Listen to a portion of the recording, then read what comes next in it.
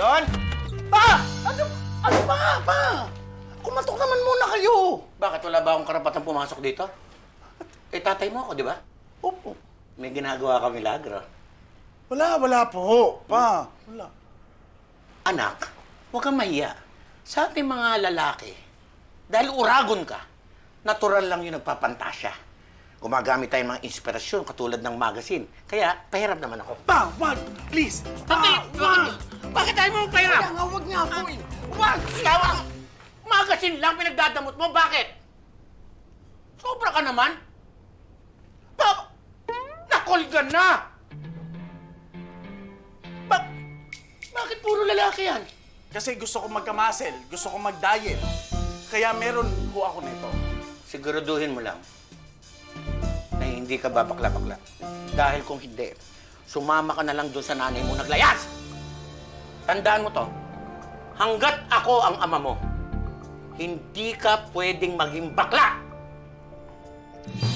Baka mapatay kita. Painit tayo. Halika!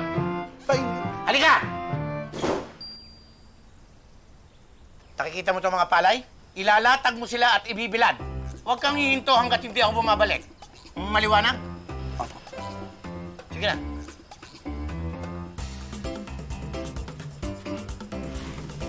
I am Sheer! Ano sabi mo? Sabi ko He-Man. He-Man. Strong. Petit, ilang taong ka nung magkahiwalay ang mga manggulang mo? 5 years old. And that is the most traumatic stage sa buhay ko. Kasi that time, ang tatay ko is palasabong. Tapos umiinom, nagsiyosi, nagsustugal. So yung isa kong kapatid, sumama siya sa nanay ko.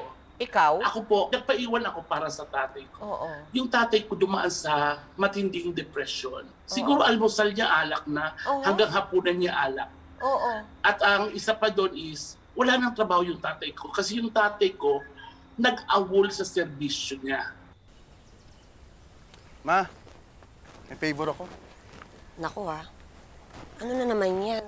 Graduation ko naman ngayon. Balikan mo na si Papa. Okay ka lang? Naku, tumigil ka nga. Wait lang, Ma. Wait. Mama ka naman kay Papa. Nag-awol na nga siya. Wala na siyang direksyon, Ma. Tsaka hinahanap-hanap ka pa rin naman noon. Mahal ka pa.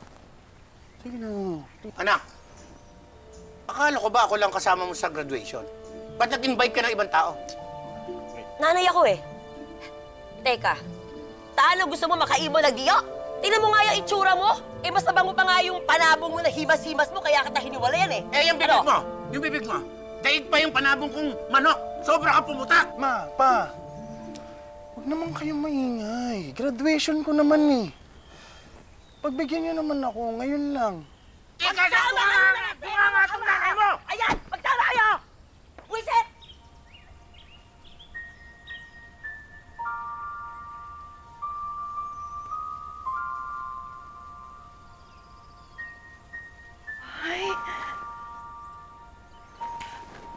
Baby boy, magagraduate ka na. Mamimista ka. Kumain gidya. Karinderiya. Nasanay na yata kayo ng kaluluto niya ng baboy, kaya ang tingin niyo na sa akin, baby baboy, Aling Jessica eh. Aling Jessica? Naku naman, ikaw naman. Huwag naman Aling Jessica. Ang lakas naman makagurang. Jessica na lang. Ito naman, oh. Fresh pa naman ako. Katulad nito mga lumpiang nilalako ko, di ba? Oo. Don, bakit nandiyan ka pa? Magsisimula na. Nay, samahan niyo na po yung anak niyo sa pila. Tara na po.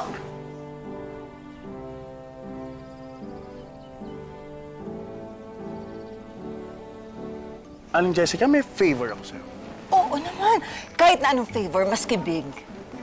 Proxy mo naman yung mama ko. Sumama ko sa graduation. Paproxy ko ang mama mo, ha? Yes. Pwede mo pa nga akong anakan, eh. Ano yan? Ay, wala. Ang sabi ko, okay lang. Walang problema. Malakas ka sa akin doon. Kahit na anong gusto mong gawin ko, gagawin ko. Come on. Come to mama. Magmula noon, ay mas lalong naging malapit sa isa't isa sina Don at Jessica. Dahil madalas wala sa kanyang piling ang ina. Si Jessica na ang naging takbuhan ni Don at hingahan nito ng kanyang mga sama ng loob. Alam mo, kung ano yung taba ng utak mo at katawan mo, yun din ang taba ng puso mo. Siguro, swerte yung taong mamahalin mo. Kain ka, oh. Ano ba yan?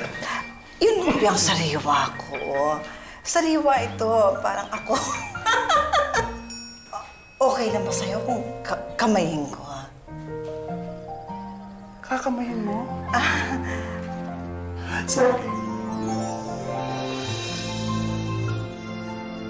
Si Jessica, how old was Jessica then?